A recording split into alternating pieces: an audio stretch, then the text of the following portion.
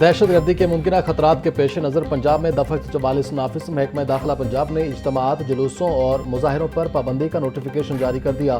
پنجاب میں 4 یا اس سے زائد افراد کے عوامی اجتماعات پر پابندی عائد۔ عوامی مقامات پر بغیر اجازت اجتماع منعقد کرنے پر پابندی ہوگی۔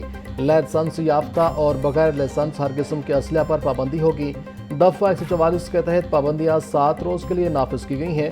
نوٹیفیکیشن کے مطابق قانون نافذ کرنے والے اداروں کے اہلکار دوران ڈیوٹی پابندی سے مستثنی ہیں۔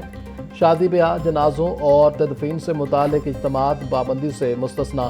سرکاری، نیم سرکاری دفاتر کے اجلاس اور عدالتیں بھی پابندی سے مستثنی ہوں گی۔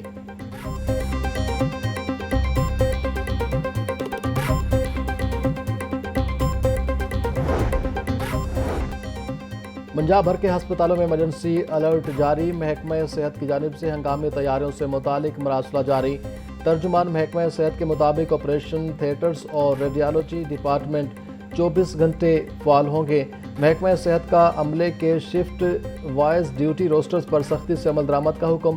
محکمہ صحت کی ٹراما اور سرجیکل ایمرجنسی انتظامات یقینی بنانے کی ہدایت۔ محکمہ صحت کی ادویات اور سرجیکل سامان کا وافر ذخیرہ رکھنے کی ہدایت۔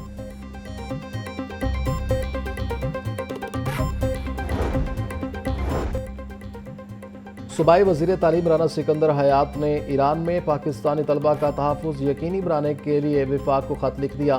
ایران کی صورتحال کے تناظر میں پاکستانی طلبہ کے حوالے سے گہری تشویش کا اظہار۔ وزیر تعلیم کا کہنا، پاکستانی طلبہ تحفظ اور انخلاء یقینی بنانے کے لیے ہنگامی اقدامات کا مطالبہ۔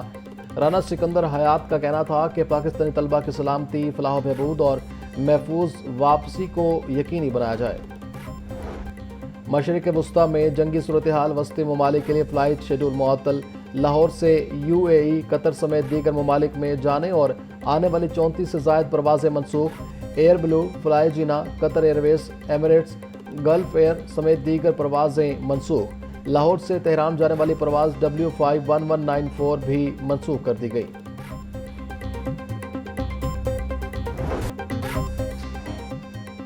شاد باغ کے علاقے میں ربڑ فیکٹری میں بوائلر پھٹنے سے آتش زدگی، ایک شخص جاں بحق ہونے والے شخص کی شناخت 22 سالہ سفیان کے نام سے ہوئی۔ سول سیکریٹریٹ کے قریب PND کی عمارت میں آتش زدگی دیکھتے ہی دیکھتے آگ نے شدت اختیار کر لی۔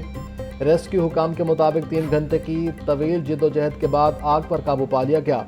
آگ ممکنہ طور پر سینٹرل ایئر کنڈیشن سسٹم کی ڈکٹ میں گیس لیکیج کے باعث لگی۔ کولنگ کا عمل جاری۔ پنجاب حکومت کا اسسٹنٹ کمشنرز کے متعدد اختیارات انفورسمنٹ آفیسر کو منتقل کرنے کا فیصلہ۔ Punjab sales tax on services ترمیمی ایکٹ 2026 قائمہ کمیٹی کے حوالے۔ مسودہ قانون کے تحت Punjab sales tax on services act 2012 میں ترامیم کی جائیں گی۔ اسسٹنٹ کمشنر کا جانچ پڑتال کا اختیار انفورسمنٹ آفیسر کو تفویض کیا جائے گا۔ متن بل کی حتمی منظوری گورنر پنجاب دیں گے۔ پنجاب کے 14 ٹیچنگ ہسپتالوں میں 118 میڈیکل افسران، وومن میڈیکل افسران کی تعیناتی۔ محکمہ اسپیشلائزڈ ہیلتھ کیئر نے ڈاکٹرز کی تعیناتی کا نوٹیفیکیشن جاری کر دیا۔ پنجاب لوکم ہائرنگ ایکٹ 2025 کی دفعہ 5 کے تحت ڈاکٹروں کی خدمات حاصل کی گئیں۔ لوکم ڈاکٹرز کو مقررہ قواعد کے مطابق معاوضہ ادا کیا جائے گا۔ ماہ سیام میں بھی گراں فروشی نے عوام کا پیچھا نہ چھوڑا۔ مارکیٹ میں سبزیاں سرکاری نرخوں کے برعکس مہنگے داموں فروخت۔ پیاز کی سرکاری قیمت 53 روپے فروخت 80 روپے کلو ہو رہا۔ لہسن کی سرکاری قیمت 530 روپے فروخت 600 روپے کلو۔ ٹماٹر کی سرکاری قیمت 55 روپے فروخت 80 روپے کلو۔ ادرک 400، پھول گوبھی 50، سبز مرچ 160، شلجم 50 روپے کلو فروخت۔ کیلا درجہ اول کی سرکاری قیمت 230 روپے فروخت 300 روپے درجن سے 500، امرود 300، خربوزہ 250 روپے کلو میں دستیاب۔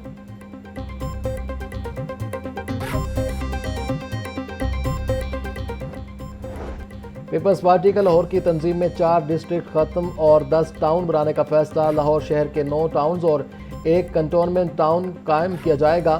Chairman Peoples Party Bilawal Bhutto Zardari نے وسطی پنجاب راجہ پرویز اشرف کو لاہور میں 10 ٹاؤن جلد بنانے کی ہدایت کر دی۔ بلاول بھٹو نے کارکردگی مایوس کن ہونے کے باعث 4 ڈسٹرکٹ ختم کرنے کا فیصلہ کیا۔ ہر ٹاؤن کا اپنا صدر، جنرل سیکرٹری، سیکرٹری اطلاعات، خزانچی، سینئر نائب صدر اور نائب صدر ہوگا۔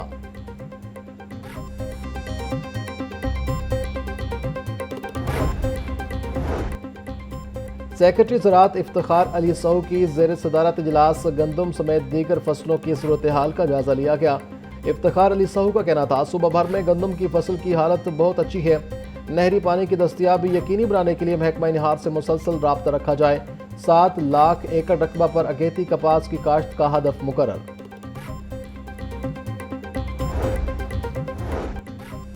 سابق وزیر اعظم چودھری شجاعت حسین سے ایران اور ترکی کے کونسل جنرل کی ملاقات۔ صوبائی وزیر چودھری شافع حسین، چودھری صالح حسین بھی موجود تھے۔ ملاقات کے دوران پاکستان، ایران اور ترکی کے باہمی تعلقات اور خطے کی بدلتی صورتحال پر تبادلہ خیال۔ چودھری شافع حسین کا کہنا تھا اسلام امن کا دین ہے جس میں دہشت گردی کی کوئی گنجائش نہیں۔ افواج پاکستان اور قوم نے دہشت گردی کے خلاف جنگ میں لازوال قربانیاں دی ہیں۔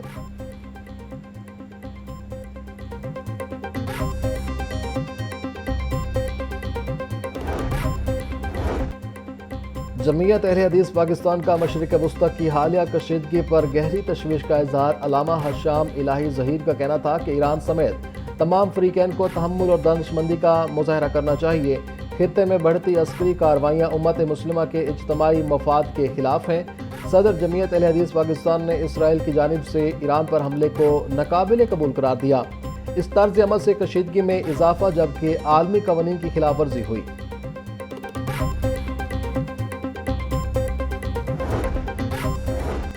Senior member board of revenue Punjab Nabeel Javed کی زیر صدارت اجلاس دربار شیخ علی حجویری کے ترقیاتی پروجیکٹ کی پیش رفت کا جائزہ لیا گیا۔ سیکرٹری اوقاف نے دربار کے انفراسٹرکچر کی بہتری اور عوامی سہولیات بارے آگاہ کیا۔ سیکرٹری اوقاف نبیل جاوید کا کہنا تھا دربار حضرت دادا گنج بخش ایک روحانی ورثہ ہے، آئندہ نسلوں کے لیے محفوظ بنائیں گے۔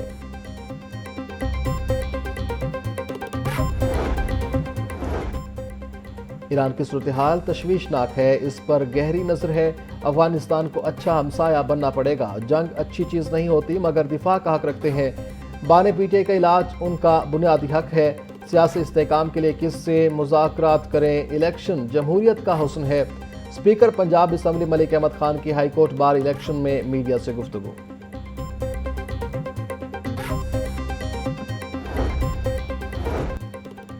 پنجاب کی 12 کروڑ آبادی کے لیے ہسپتالوں میں صرف 411 وینٹیلیٹرز موجود۔ ضلع میاں والی میں سب سے زیادہ 30 وینٹیلیٹرز موجود ہیں۔ 6 بڑے سرکاری ہسپتالوں کے شہر لاہور میں صرف 9 وینٹیلیٹرز موجود۔ سیالکوٹ میں سب سے کم صرف 4 وینٹیلیٹرز موجود ہیں۔ ڈی جی ہیلتھ نے ہسپتالوں میں وینٹیلیٹرز کی تفصیلات ہائی کورٹ میں جمع کروا دیں۔ جسٹس خالد اسحاق نے وینٹیلیٹرز کی تفصیلات